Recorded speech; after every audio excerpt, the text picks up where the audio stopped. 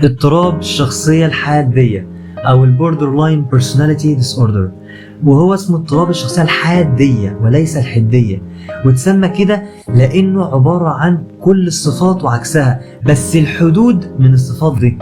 الأشخاص اللي بتعاني من الاضطراب ده من أبرز أعراضهم حاجة اسمها المود سوينجز، تقلبات المزاجية. تلاقيه مبسوط وفرحان وبيضحك، وبعدها ب5 دقايق تلاقيه مكتئب وحزين وبيعيط، وليه ما يعرفش.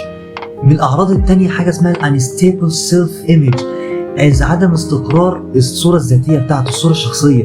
تلاقيه شايف نفسه حاجة كبيرة، وبعدها بشوية شايف نفسه حاجة حقيرة لا تستحق حتى الناس تتعامل معاها. بيشوف ان المجتمع ده حاجة معقدة، تلاقيه دايما بيتجنبه.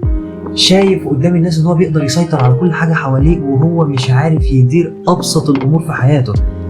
الدراسات أثبتت ان الناس اللي بتعاني من اضطراب الشخصية الحادية بيعانوا بنفس درجة الناس اللي عندها حروق من الدرجة الثالثة. علشان كده معظم العيادات النفسية اللي بيروحوها اضطرابات الشخصية الحادية، أكتر نوع من أنواع الاضطرابات الشخصية هم بتوع الشخصية الحادية، لأنهم هم اللي بيتألموا، على عكس اضطرابات الشخصية التانية زي النرجسية أو السيكوباتية اللي حواليهم هم اللي بيشتكوا منهم.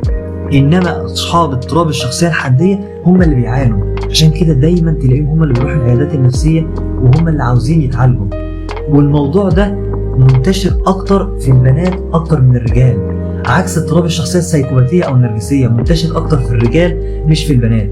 سمات اضطراب الشخصية الحادية دي بتبان في سن المراهقة، بيبدأ يبان إذا كان أنت هل هتبدأ يكون عندك اضطراب شخصية حادية ولا لا. وده برضو بيرجع لحاجة اسمها استعداد الجيني بتاعك، هل كان في حد في العيلة، عوامل وراثية وعوامل بيئية هي دي اللي بتأثر هل انت هيكون عندك اضطراب شخصية حادية ولا لا. فاضطراب الشخصية الحادية اللي لازم يتعامل معاه يكون شخص مرن جدا، وخصوصا لو انت اخصائي لازم تكون مرن. انت النهارده ممكن تجي لك البنت دي الصبح عامله تاتو، بالليل جايه لك بنقاب وبتقول لك اجل يا سيدي. فلازم يكون عندك مرونه، وتعرف ان هم فعليا بيعانوا عايزين يتعالجوا فعلا، ولازم يتعالجوا دوائيا، وبعدها تبدا تتعامل معاهم سايكوثيرابي.